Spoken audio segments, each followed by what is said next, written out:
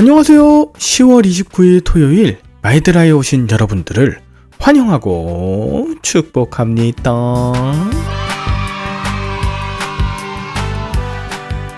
어느덧 10월의 마지막 토요일입니다. 요즘 계속 화창하고 또 포근한 날이 계속되고 있는데요. 단풍이 많이 떨어진 곳도 있지만 지금이 절정인 듯해요. 이번 주말 좋은 분들과 함께 단풍 구경하시고 아름다운 시간 보내실 수 있길 바라고요. 혹시 낙엽이 떨어진다고 너무 쓸쓸해하지 마세요. 낙엽 덕분에 아름다운 가을이 있고 낙엽 때문에 겨울에도 나무가 양분을 조절하며 살 수 있게 되고 낙엽 덕분에 봄에 새로운 잎이 날 것을 기대하게 되지 않겠어요? 당장 붉게 물든 낙엽의 아름다움을 느끼고 겨울에도 생명을 유지하며 봄에 새 잎을 통한 생명력을 기대하는 저와 여러분들 되시면 참 좋겠습니다. 그럼 오늘도 미리 가을, 겨울, 봄을 살아갈 희망과 용기를 주시는 하나님께 감사하는 마음으로 힘차게 말드라를 시작해 보도록 하겠습니다. 자, 출발!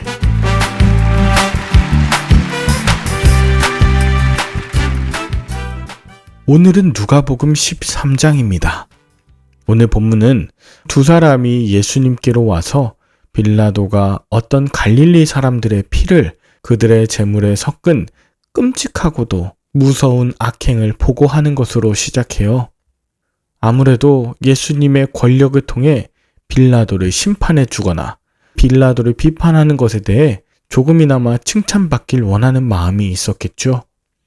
그런데 예수님께서는 빌라도가 악행하는 것과 그들의 죄를 보며 그 악인들을 향한 심판에 주목하는 것보다 오히려 살아있는 바로 너 자신이 하나님 나라의 삶을 살도록 돌이키라고 말씀하세요. 남들 신경 쓰며 나 역시 그렇게 닮아갈지 모르니 자신을 돌아보라고 하는 이유가 이 회개에는 때가 있기 때문입니다. 우리 인간들은 죽을 수밖에 없는 유한한 존재이고 또 회개하지 않으면 언제든지 심판이 임할 수 있죠.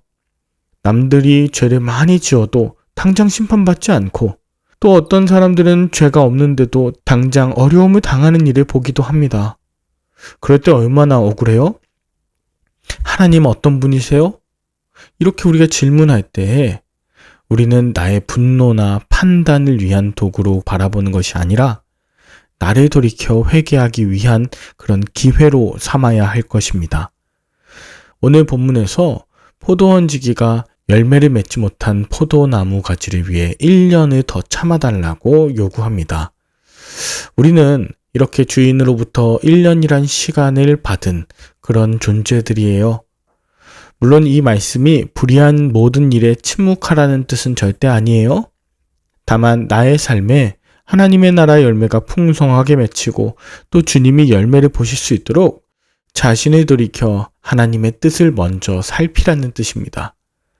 남의 죄를 집중하거나 내 자신의 의에 집중되고 있던 것에서 돌이켜 주인이신 하나님을 바라보며 그 하나님 나라를 일구어가는 것, 이것이 무엇보다도 중요합니다. 저도 때로 불의함과 부정함을 잡겠다고 정의와 정직을 강조하다가 나중에는 불의한 자를 향한 정죄와 분노만 남아 새까맣게 재처럼 타버린 분들을 볼 때가 있어요. 참으로 안타까워요. 예수님은 시기적으로 그런 자들을 심판하는 일보다 복음을 전하고 사람을 세우는 일을 선택하라고 말씀하시는 겁니다.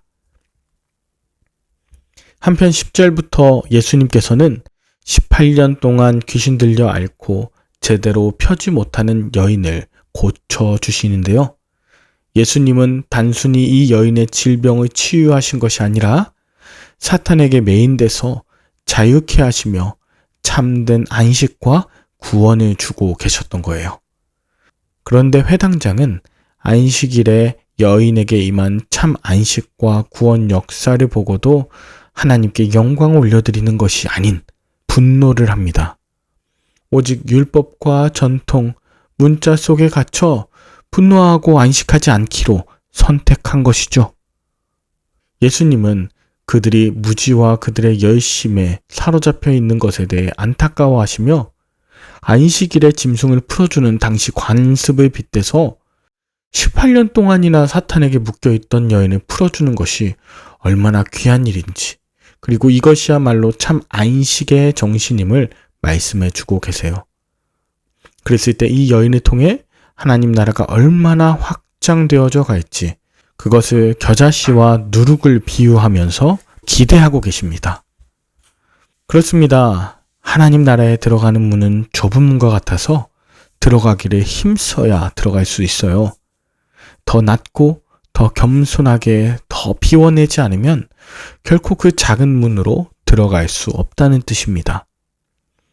그 문이 좁기에 들어가는 자가 적다고 하는 것은 그만큼 자기 나라를 포기하고 자기 주권을 내려놓는 것이 쉽지 않다는 것을 의미하기도 해요.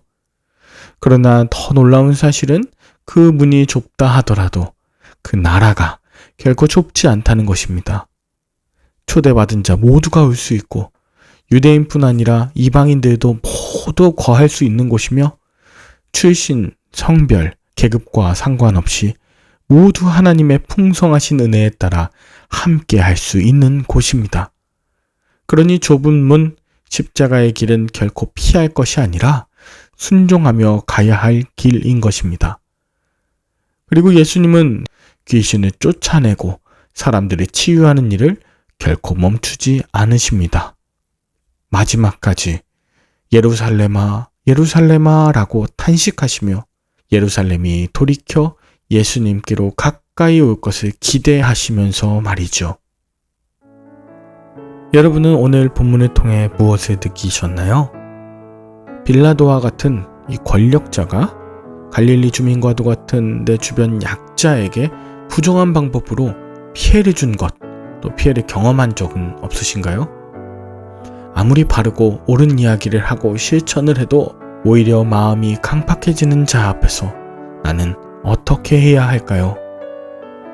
사실 세상에는 저와 여러분들이 해야 할 복음 사역이 참으로 많습니다.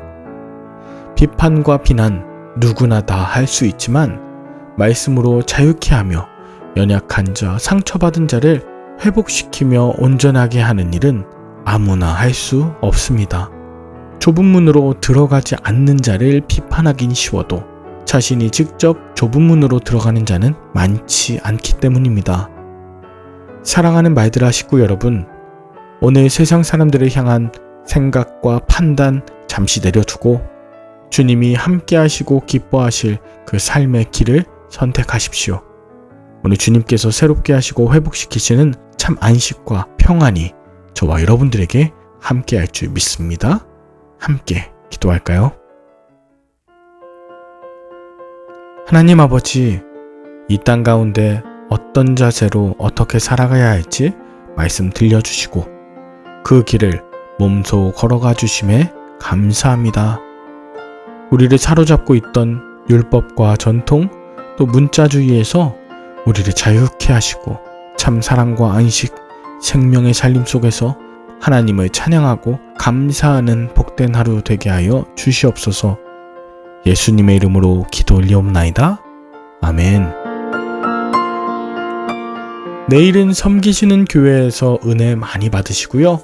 저는 다음 주 월요일에 다시 찾아뵙도록 하겠습니다. 샬롬.